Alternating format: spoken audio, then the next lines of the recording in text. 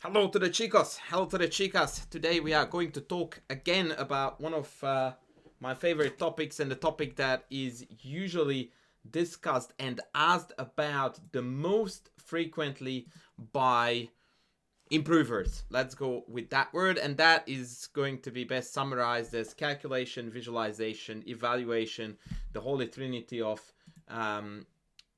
basically any chess skills. And in order to clearly convey my message today, I'm going to offer you two very different types of positions from two games played by me. So the first one, I put both of them, by the way, on Twitter a couple of days / a week ago. So the first one very clearly looks akin to a checkmate puzzle, and it's easy to see that there's a fair bit here to calculate. It is white to move, and as usual, the general question is, what would you do? If you would like to give it a whirl, then I recommend you pause the video so that you avoid any spoilers that are to come. So in this position, by the way, I didn't play this correctly, but I calculated a line that I nearly played out, and at the very last moment I noticed the tiny little detail.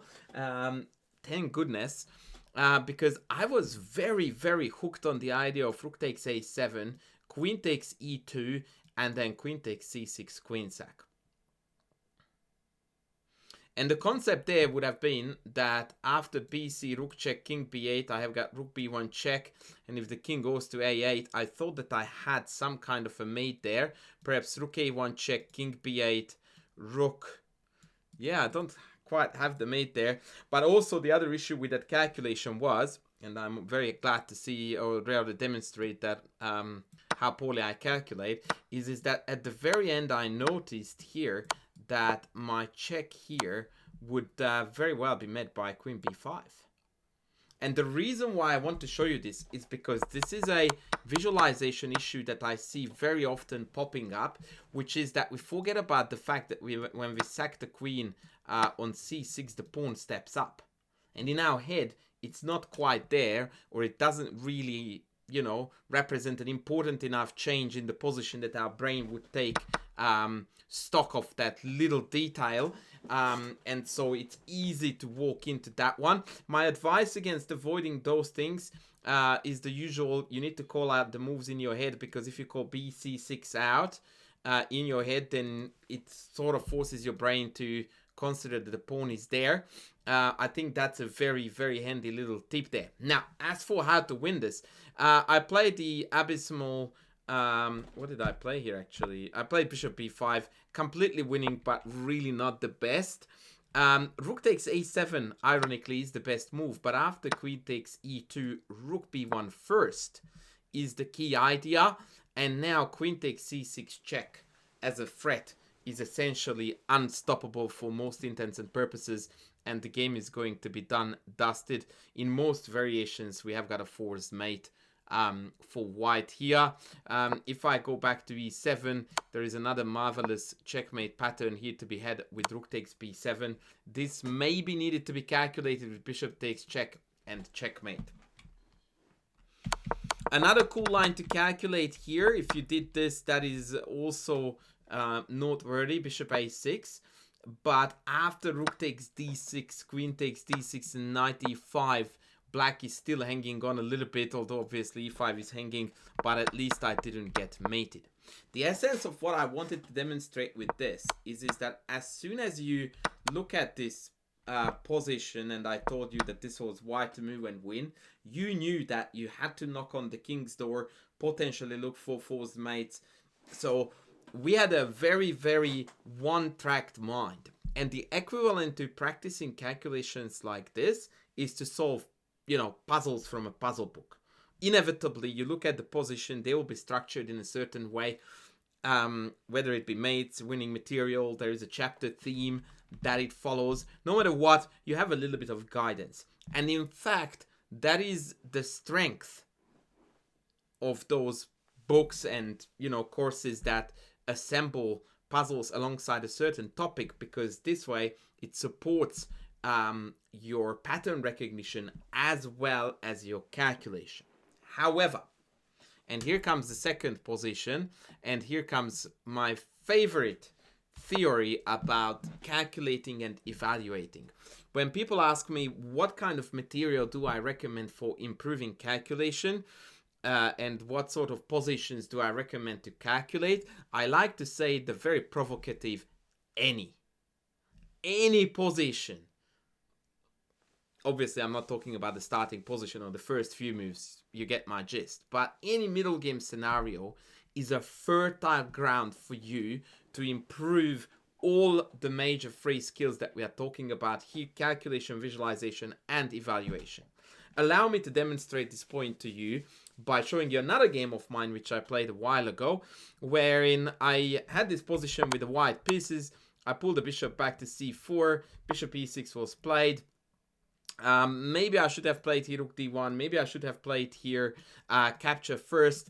I already thought that I was strategically completely winning due to the weak pawns and the two bishops, but mostly due to the weak pawns, and I just casually played a developing move, and this d5 move dropped on the board, and I was absolutely shocked by this move, which goes to show how poorly I was concentrating and engaging with the game, because it is an extremely logical central strike that seemingly does a lot of damage. And this is a textbook case of a position which is beautifully calculable, really complex, and there are many ways to get it right, get it wrong. So once again, I would like you to pause the video if you would like to figure out what's going on. But what I want to highlight to you here is that this is starkly different from the previous position. The previous position looked like a puzzle from a puzzle book. This looks like torture. And most people in these types of positions, and that's especially true to club level players, the reluctance to calculate and to engage with variations comes to the fore very, very quickly and very strongly. So you will find that a lot of otherwise decent players in these types of positions tend to back off from calculating for many reasons. One, because it's hard. Two, because there's a lot to calculate. And three, because there is no clear target / path / avenue to follow, unlike in the previous case. So let me tell you what my thought process was and how I calculated this whole jungle and how I came to the conclusion that I have come to. And I'm not going to play out a single move because we are practicing visualization.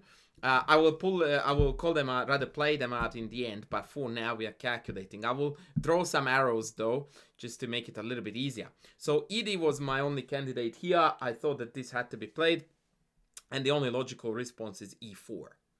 Now here at first I wanted to pull the queen back to D1, stepping out of the queen but not stepping into the tempo of taking, for example, by going to E2.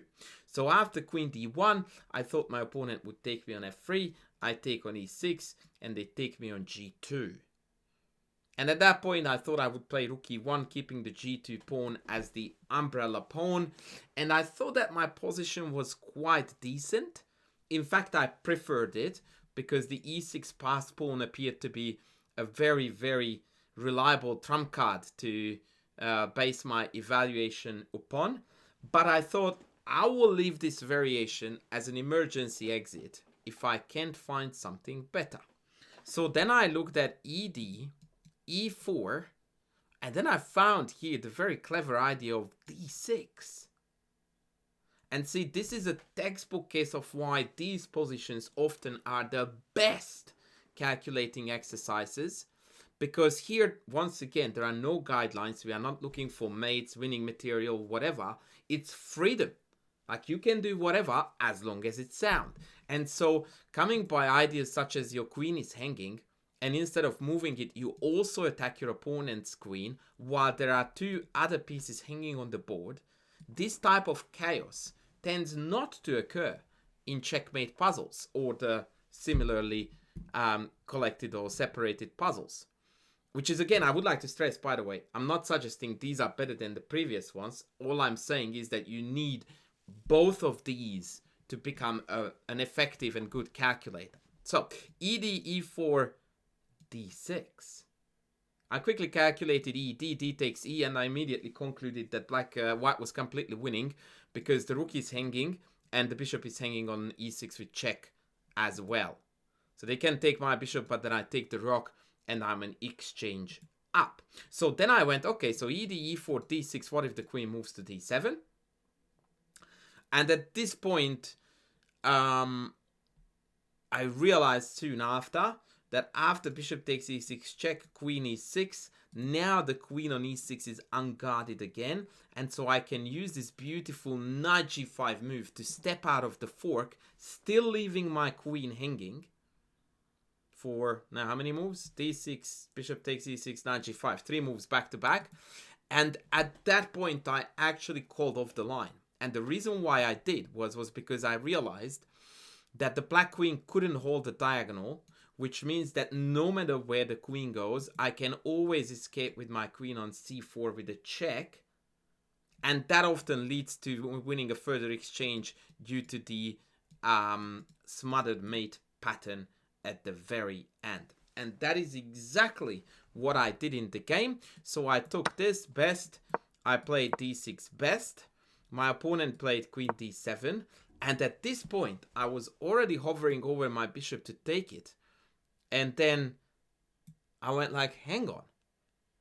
There is a bit of a trickery here, because I can play knight g5, or I can take, and then I can play knight g5. And I couldn't see which one was the better, which way I should go. And so I restarted my calculation, knowing full well that this was good, but I wanted to know if this was perhaps even better. If you would like to run a test, I would like to invite you to pause again. So here, actually I took a while until I figured out that the reason why knight g5 is inferior is because after takes d3, bishop f7, they can block this check with rook f7.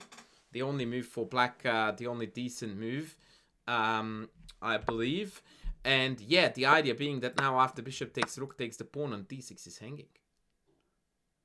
And that does not look anywhere near as good as the game did, which was that I took e6, queen e6, knight g5, and as I said, now the queen, if the queen goes, you know, somewhere in the vicinity, I have queen fc4 check mopping up.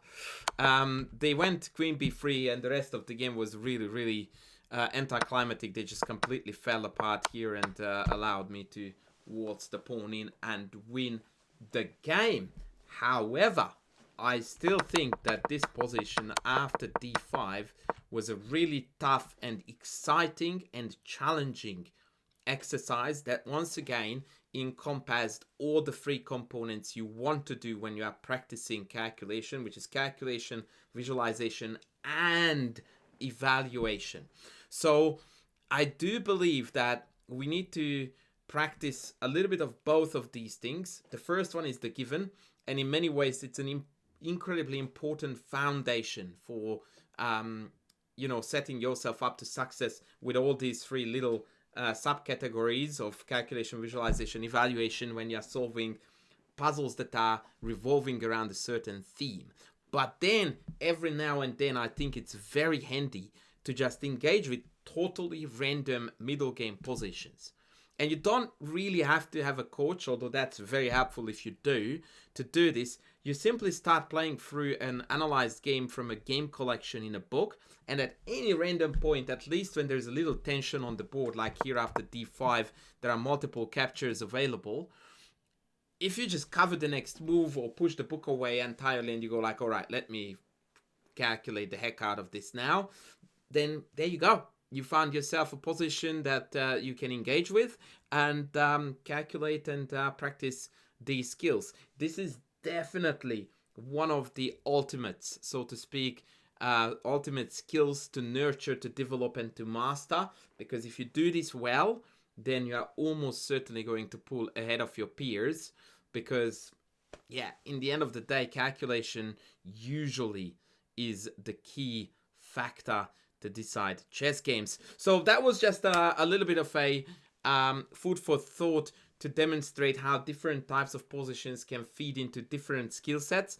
I hope you found it instructive and educational. And yeah, that's it for me now. Please don't forget to smash that like button. Please leave a comment down below, and also please sub if you haven't done so yet. And I look forward to seeing you in the next video. Bye.